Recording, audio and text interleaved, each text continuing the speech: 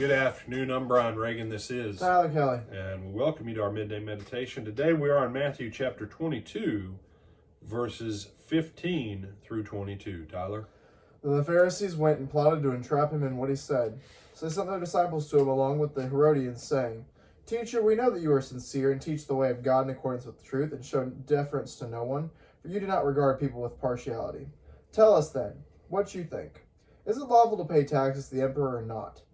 But Jesus, aware of their malice, said, Why are you putting me to the test, you hypocrites? Show me the coin used for the tax. And they brought him a denarius. And then he said to them, Whose head is this, and whose title? They answered, The emperor's.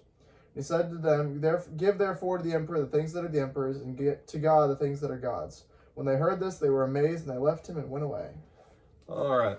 So normally you'll hear teaching on this where someone will say, Jesus wants us to pay our taxes. Yeah, okay. That's not what Jesus is saying here.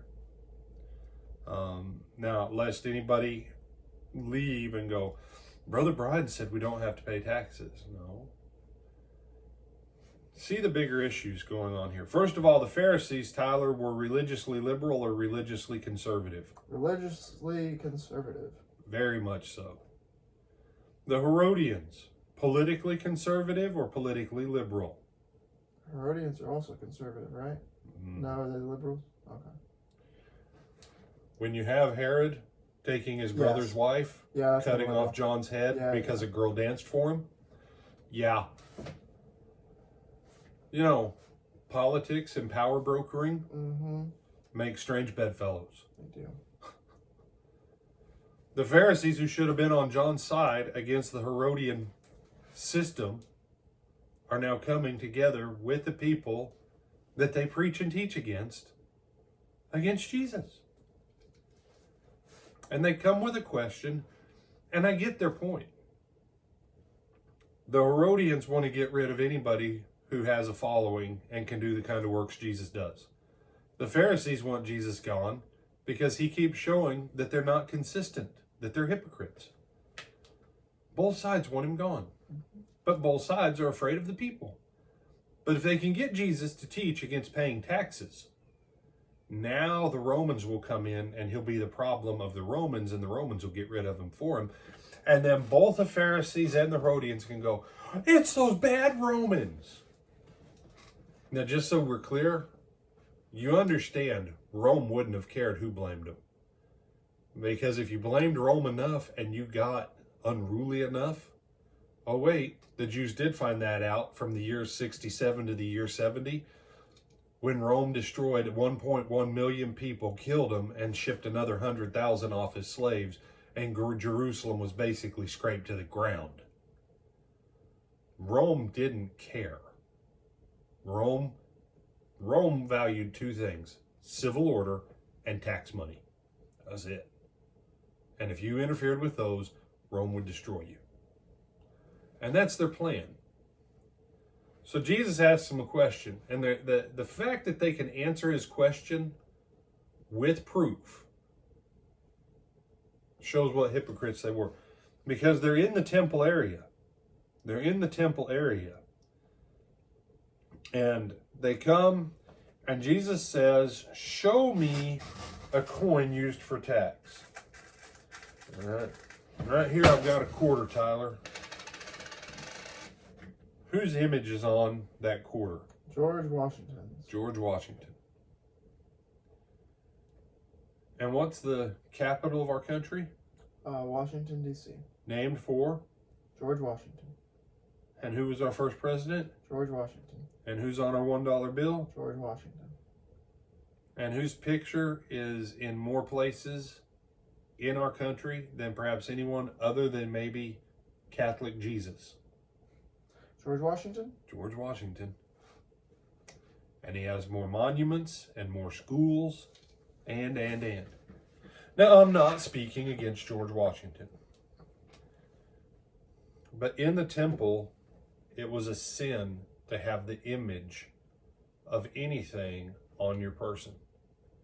They had people outside the temple area that you took your Roman money and you gave it to them, and then they gave you temple money back to buy your temple stuff. Kind of like Chuck E. Cheese. When you go to Chuck E. Cheese, you give them a $20 bill and they give you Chuck E. Cheese coins. What's the only place Chuck E. Cheese coins work, Tyler? Chuck E. Cheese. Chuck E. Cheese. Kitty Casino. That's it.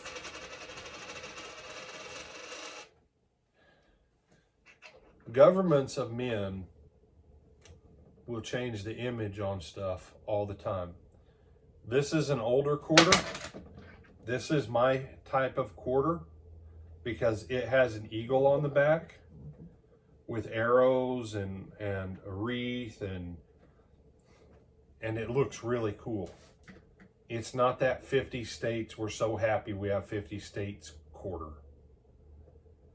Now my favorite ones are when these were made out of silver and they had George on the front and the eagle on the back. But it doesn't take anything tomorrow to melt these down and put someone else's image on it.